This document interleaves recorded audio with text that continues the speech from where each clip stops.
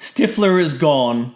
It was a runaround to get paperwork at first. We were looking for an order of intervention so as to keep Stifler away from me and my home. However, because courts were closed for the long weekend, there was a backlog and it was impossible to get such an intervention order before next Monday.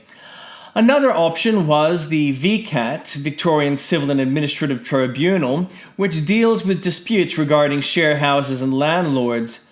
Before then, we had received reports from innocent share housemates that a lot of damage had been done. Stifler had had a party in which he invited neighbors and cooked lots of meat without seeing if anyone would come. It was a work night and he played music very loudly, preventing neighbors from sleeping, even though they had work the next day. Neighbors complained and Stifler told them to fuck off. Then, when the house share mates were at work, Stifler knifed the walls and furniture, graffitied the house, and egged lots of walls.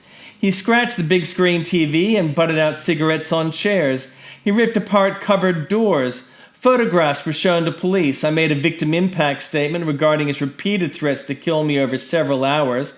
At the time, the police had asked me why I was afraid after several hours of the repeated threats if he hadn't earlier.